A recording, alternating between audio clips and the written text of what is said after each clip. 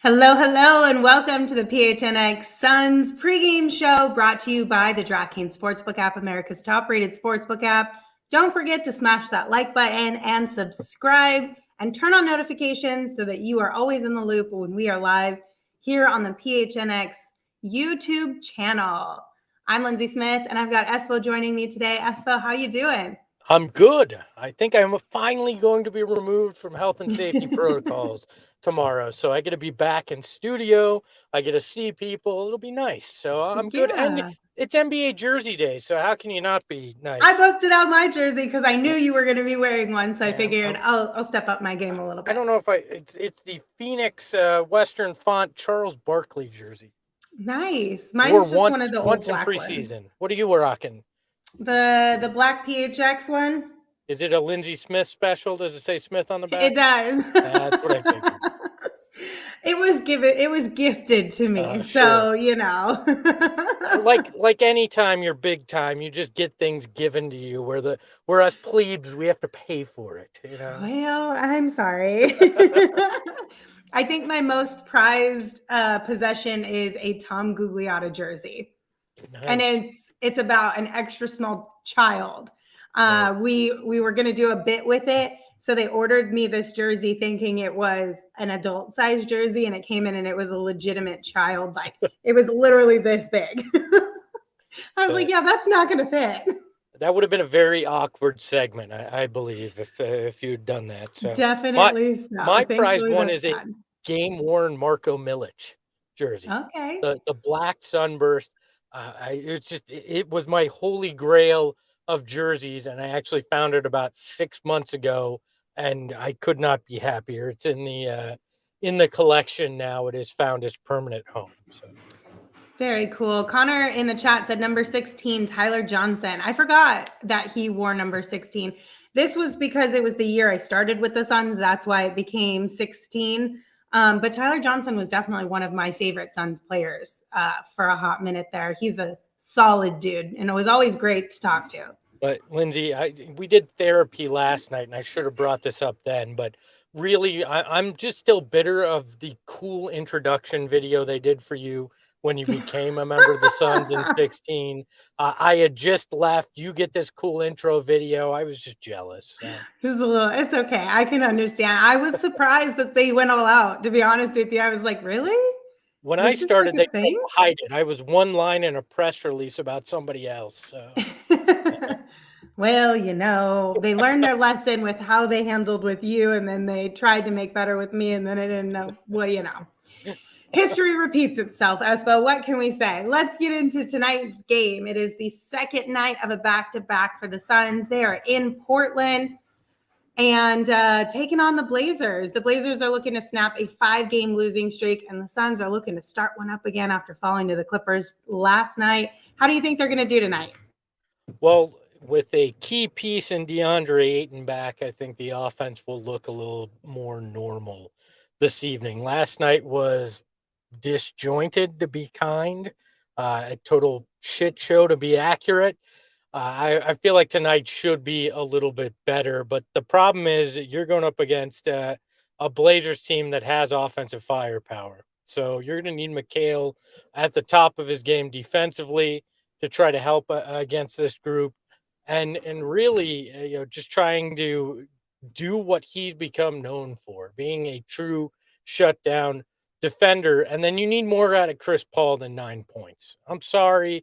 I get what he's trying to do in a lot of cases, but when you have no Devin Booker, when you're on the back end of a tail end of a back-to-back after you lost as handily as you did in the front half, you need Chris Paul offensively there all night long. You can't save it till the fourth quarter because you may not be within striking distance like last night in the fourth quarter.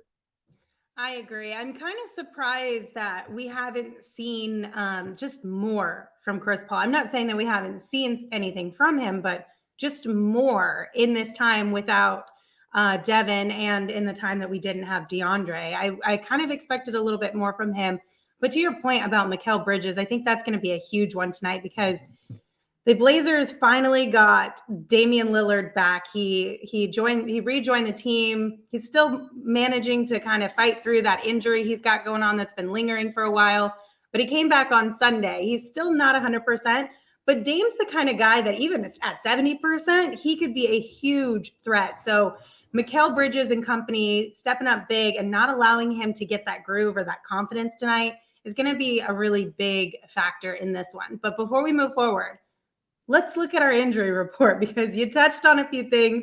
The Suns have Deandre Ayton back, and that's going to be huge for the Suns team. And then, but outside of that, the normal cast and crew for the last few games is still out.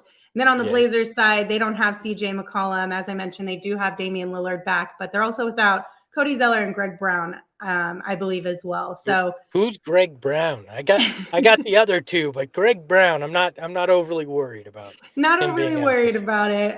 But both these teams a little banged up, a little shorthanded. So it seems to be the trend though across the league right now. A little banged up, a little shorthanded seems to be a thing that everyone's dealing with. Yeah, not a lot of it is necessarily injury though. There seems like COVID has been spreading through the league, and so it's worrisome. Where are we headed? They've already postponed 2 Chicago games. The Nets found out tonight that they only had 7 guys that could play in their game. We're getting into nervous territory again with all of this. Yeah, it's going to be interesting to see what happens and what the NBA, if they choose to beef up any of their protocols or make any changes to kind of hopefully stop this from getting any worse or any more wild around the league. Thankfully, knock on wood, there's been a handful of teams out there that have not been impacted yet, and hopefully it stays that way. Yeah, Lindsay, we've already spoken with the team. We have rented out the Transformation Center, so we will be putting you in a bubble as soon as possible just to make sure that you're safe, because we cannot afford to lose you at any point. So we will be placing you there for safety reasons, just so you know. I'm having flashbacks, the trauma.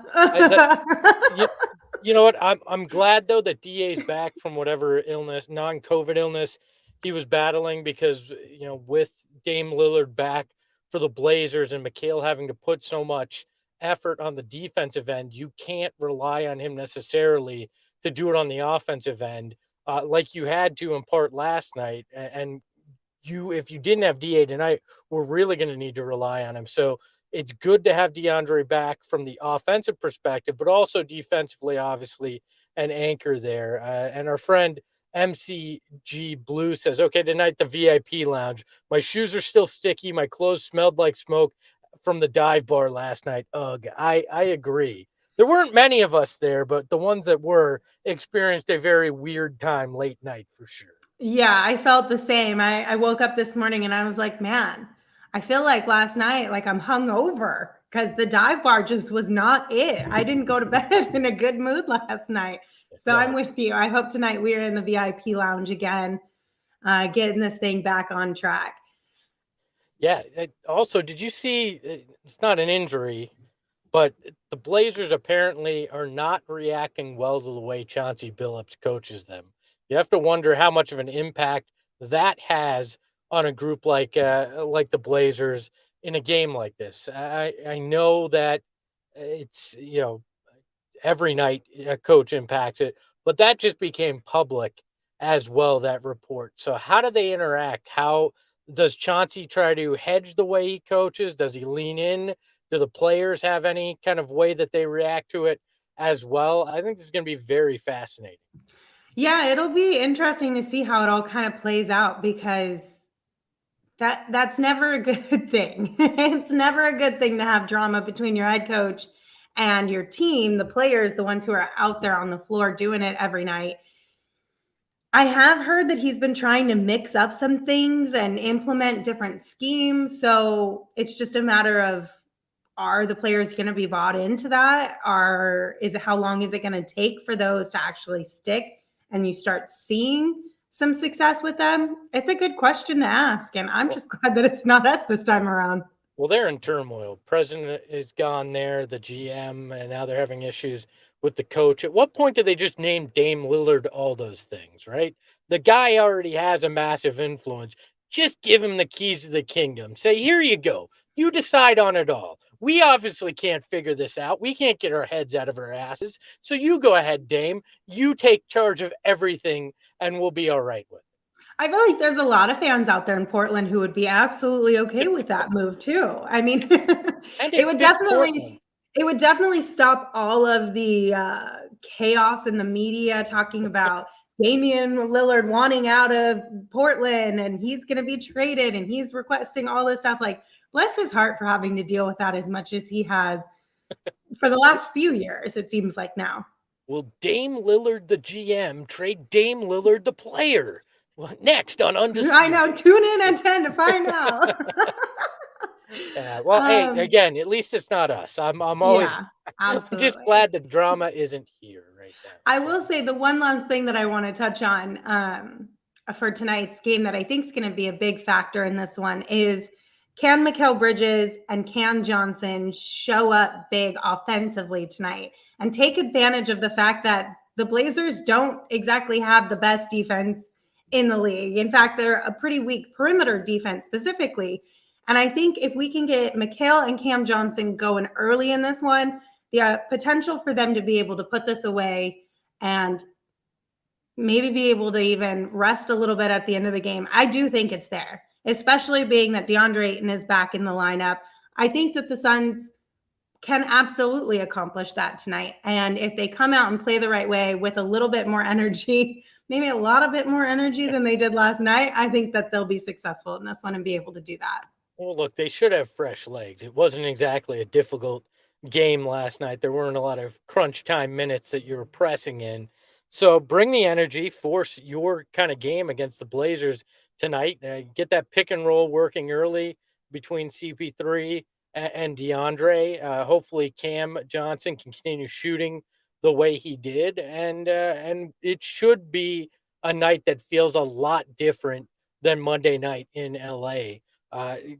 Gerald is in Portland. He was tweeting out quotes from the Monty Williams press conference and said that Monty explicitly said he doesn't want guys looking behind their shoulders when they're taking shots. He wants them to feel like they can shoot it, except for when Campaign and JaVale McGee are shooting threes. And I didn't add that. That's actually part of what, he really said. did. It sounds like something I would just throw in, but no, that's actually something Monty said. So I expect them to continue to just let it fly tonight after a really rough shooting night last night. You'll see much fewer Ish Wainwright shots, I assume, but hopefully a much higher percentage. They were at about 37% last night. That's not going to get it done against most NBA teams, especially not the Blazers. Yeah, definitely not. All right. Well, shall we see what our friends at the DraftKings Sportsbook app thinks about tonight's game? Sure, why not? Let's find that graphic. Here we go. Again, it's another one that apparently our friends at DraftKings have absolutely no clue what's going to happen. Last night it was a 2-point favorite for a 2-point spread. Tonight it's 1.5. Suns the favorite by 1.5. So yeah, I wouldn't be too excited to take either team in the points tonight because they obviously feel like this is a toss-up game. It probably will be based on what we've seen over the last handful of games for the Suns. So that's where you're at. But there is one thing you can trust in if you're going to be gambling. That's facts. It's the Crowder's Cash Club. I mean, it proved right last night again. I believe it's now in 11 games. He's made the first shot 4 times. He's shot the first shot 5 out of those 11 games. I'm riding again in Crowder's Cash Club. Use the hashtag Crowder's Cash Club. Let us know if you're in on it as well, because I've been winning some sweet money, so you should too. Yeah, I mean, it took a little while last night, almost 30 minutes, but he knocked it down. He got the W for everyone in the Crowder's Cash Club last night. So hopefully it'll happen again here tonight. I feel like those are pretty decent odds. Yeah, I mean, it's a plus 900 tonight. Last night it was only a plus 650. So you've Mm. got you're going to win more money tonight if he does it back to back than you did last night, which is nice because I won a decent amount of scratch, but I need that Christmas money. Let's get some extra Christmas money so I can buy the missus something really nice. Not just Yes. nice, really nice is what I'm going Super for. nice. Long John Silver says he thinks it'll be Shamit tonight, and Elon Musk, he's riding with Bridges tonight. Yeah, well, you're all going to lose some money because it's Crowder. As Sose says, LFG Espo. That's right. Let's There you go. go. Well, let us know which one you guys put your money on tonight, and then come back and hang with us after the game so we can either Espo can gloat a little bit, or you guys can rub it in his face. I guess we'll find out whichever one it is. There's no gloating. I just It'll be simply want us fun. all to win together. That's what I want. Fair. Connor says Espo wants to buy a Jalen Smith jersey with his extra money. Yeah, you guys know me oh so well. Give me that Walmart Hakeem Warwick jersey as quick as possible, please. Hey, it might be worth something later on down the line. You never know, Espo. It won't be. I can tell you, it won't be. All right. It is it NBA Jersey Day or is it just Jersey Day? It's NBA Jersey Day. Okay. Because as if there's not enough going on in December, the NBA decided we need another made-up thing to celebrate in this month. So it encourages people to buy some jerseys for Christmas. I think that it's like a whole marketing ploy. I applaud their creativity there. It's kind of dumb, let's be honest. But since it is NBA Jersey Day and every basketball show has mentioned it, we had to follow suit. And we're going to play a game, Lindsay. It's simple. It's called Cop It or Drop It. I'm going to show you a jersey, and you tell me, would you cop this jersey or would you drop this jersey? Here's the first one. It's the classic Sunburst jersey, but in black and white. The Mitchell and Ness special. Would you cop this or drop this, Lindsay? I would cop this jersey. I'm a huge fan of black in general, big fan of black jerseys. I like the black and white colorway because I think you could do a black shirt underneath, some black jeans, and then you can do whatever color shoes you want.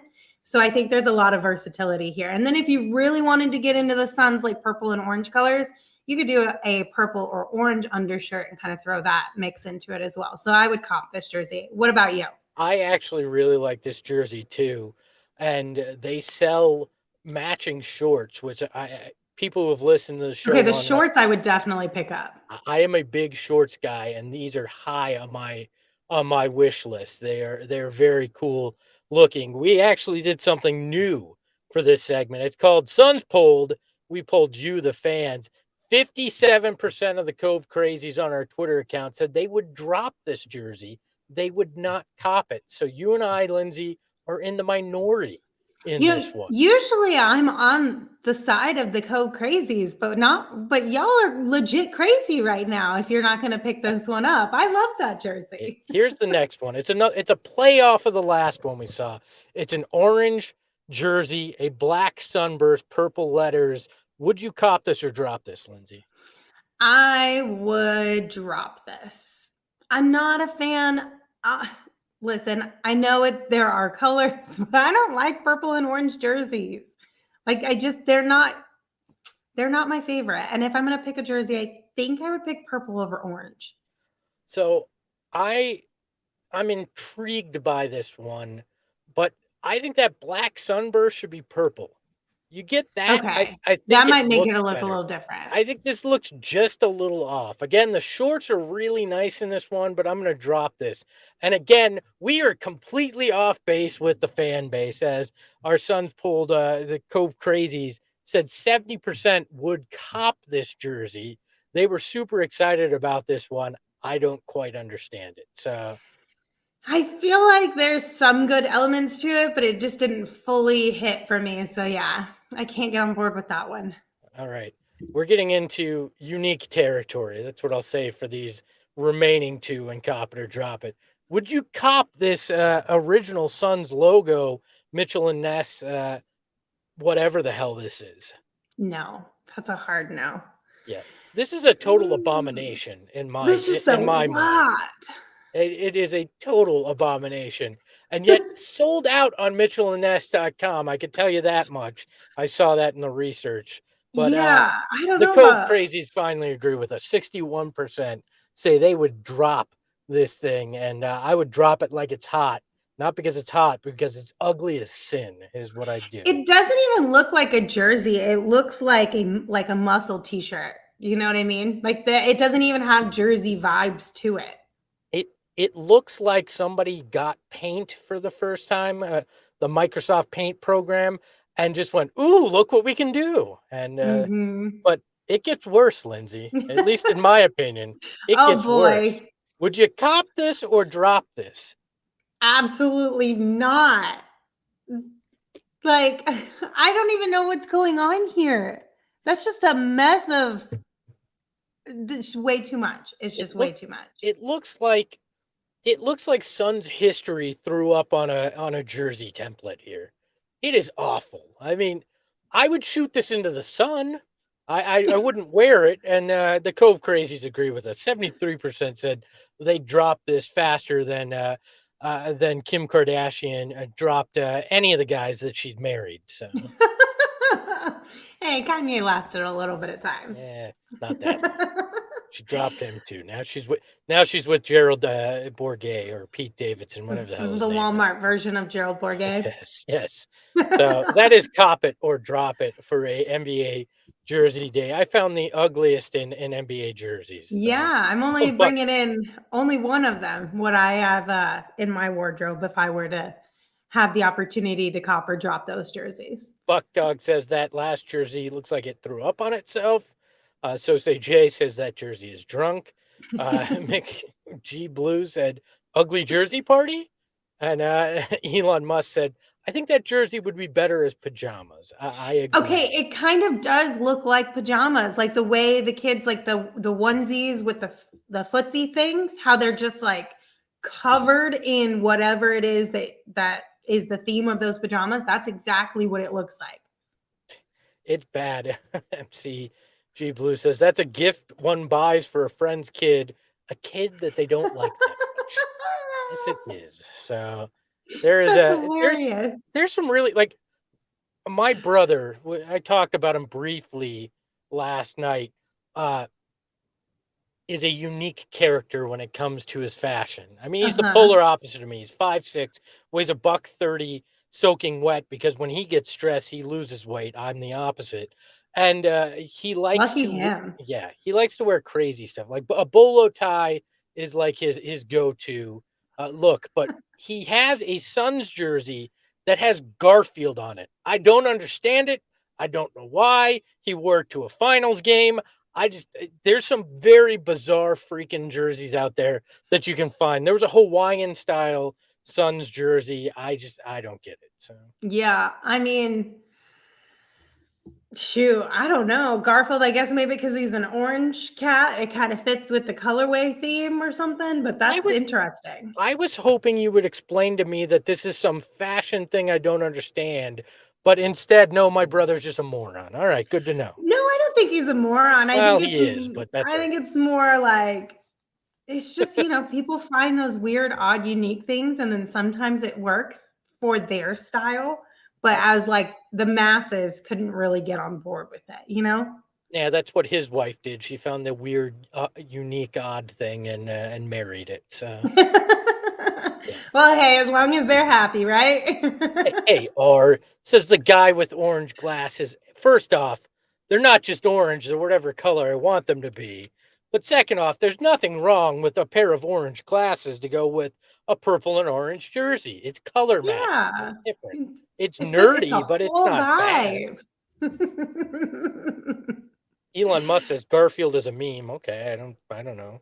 This is true. Garfield can be a meme at times. That's for Buck Dog sure. says, you know it's bad when Espo got all the brains in the family. Well, you know. You're selling Espo short. I feel like you're selling Espo short on that one. Hey, Take it they back. they they only know this version of me. They don't know the brains behind the operation part of the thing. So and Very true. MCG Blue, my man, my favorite Cove crazy right now says those glasses are fire, brother Espo. Thank you. They are. I like them. I almost wore my glasses tonight. I don't have my contacts in, so we would have been glass Well, twins. look at that. I I like that. That's good look. Calvin But in the see, but then Jets. it's just like all this glare, so that's why I took them Yeah, off. I'm far enough back from my lighting. I wore the hat to keep the glare down. Calvin says, "Let's see Espo's Abdel Nader jersey collection. Here it is. There is none. How many jerseys do you have now, Espo? Suns or overall? Overall. Probably about 35. Okay, that's not One too bad. I collect game worn and some very obscure. I have a Arizona Hot Shots game worn jersey, Hmm. which was very important for me to get. It was another holy grail. Just random things. So I think I only have like 6, maybe. I regret I had a Booker game worn and I traded it to a guy for one of a jersey I'd been looking for, and this was during Booker's second season, and I regret trading that. It's now my white whale is to get another Yeah, Booker game worn. It was my biggest mistake in my jersey hunting career. So probably. I feel bad like piling on, but I kind of feel like you dropped the ball on that one I just a I smidge. did, but I did wind up with a Steve Nash autograph jersey, a Matrix autograph jersey, and an Amari autograph jersey out of it. So I mean, that's it not bad. no, it was not as if I traded it for an Abdel Nader jersey. I'll say that much. I did all right for it, and I just became the proud owner of a game worn Grant Hill jersey as well. So Nice. Very yeah, awesome. this is a day that I made fun of at the top, but really is made for a nerd like me. I love Totally. the jerseys. I wish I had room in this little closet to actually hang jerseys, but I do not. But one of my favorite jerseys, not to careen us off a cliff, but one of my favorite is when I left the team, Jay Gaspar, the equipment manager, called me on my last day and said, "Hey, come down to the locker room." This was like 2 in the afternoon.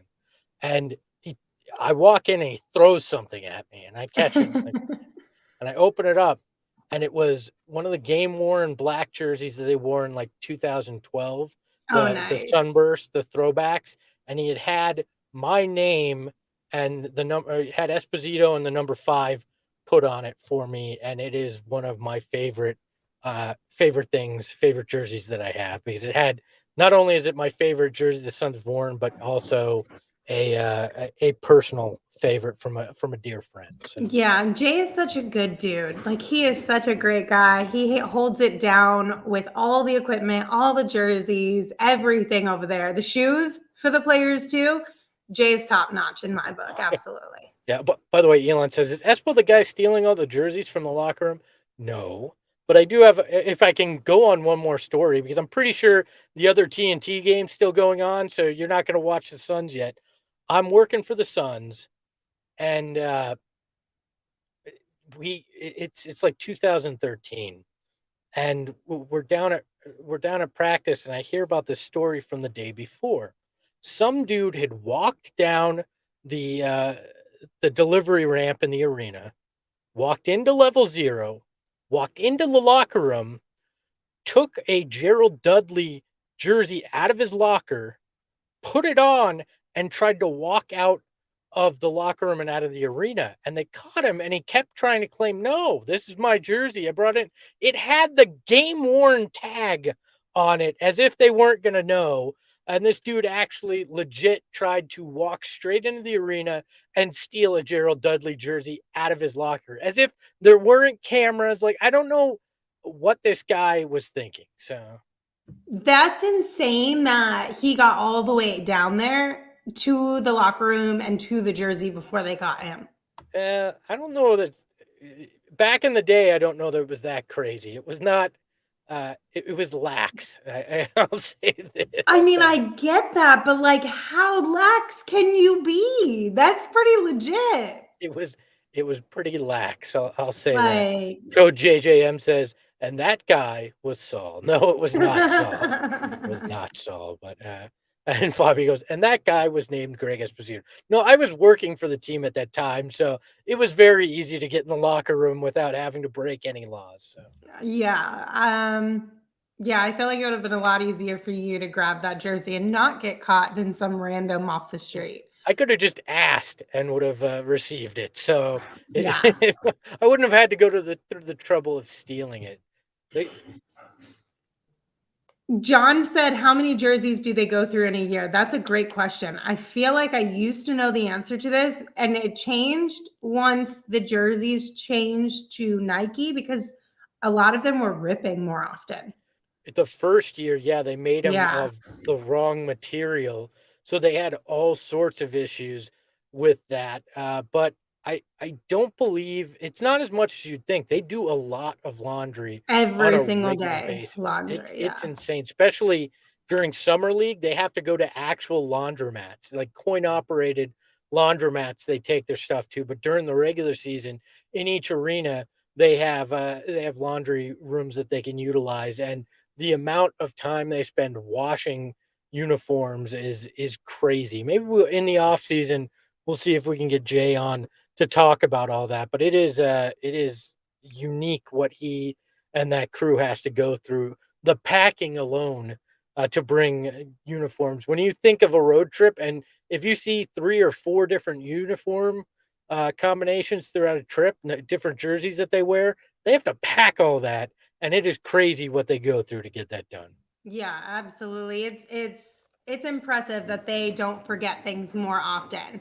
And then in addition to that, if you have a long road trip with multiple jerseys, then you're talking about multiple pairs of shoes for each guy too, depending on the type of player and if they want to do a different pair of shoes or colorway for each jersey set. It can get a little bit intense, that's for sure. Yeah, and except for McHale, it's always the yellow ones we've heard. Yep, except for Mikhail. I actually love the way they travel shoes. They have basically giant suitcase bags that the shoes go in, and they're all compartmentalized. It's really cool. We're really getting into the nerdy area that I love about the team. So, Coach JJM, Espo, what was the smelliest player you ever got a whiff of? I don't know. Like they all kind of smell. The whole locker room kind of smells a bit because it's grown men sweating and then coming in and showering and stuff. But maybe Hamed Haddadi. I don't know. I Yeah. don't remember any particularly massively smelling human beings. No, I don't feel like I did either. On the flip side, though, like just talking about scents in general, PJ Tucker. Oh my gosh. I swear he sprayed at least 15 pumps of cologne after every single game. Every single game I was in the locker room when PJ Tucker was on this team, I would leave with a headache because it was just like the whole room was just, you were literally tasting the cologne. It was that much that he would spray. You know what I love is I love the fact that PJ went from like not bougie at all to like totally bougie in the time he was with the Suns, because he had just come from playing in like Turkey and Israel, I think, and when he came to the Suns, and like wasn't a real, fashion guy. By year 3, he's wearing like studded shoes and all this crazy stuff after games. Like that was a unique transformation. And the dude had 2 lockers, one for his jersey and then one for all the shoes that were just piled up next to him. Yeah, he definitely goes hard. All right, Espo, the game started. Let's see. Jay's got the ball. Jay Crowder. Are you serious? I'm Did serious. I just win again? If I saw that correctly, that was Jay Crowder. Oh, well, let me look. You're supposed to tell me when the game starts here. Sorry. Let's look. Play by play. Jake Crowder makes a 20-foot jumper. That's right, baby. Won Let's again. go. All right. Let's get out of here so the people can go watch their game and I can go enjoy my us too. sweet, sweet cash. All right, we'll see you guys right back here after the game. Bye. Ahoy, hoy. Bye.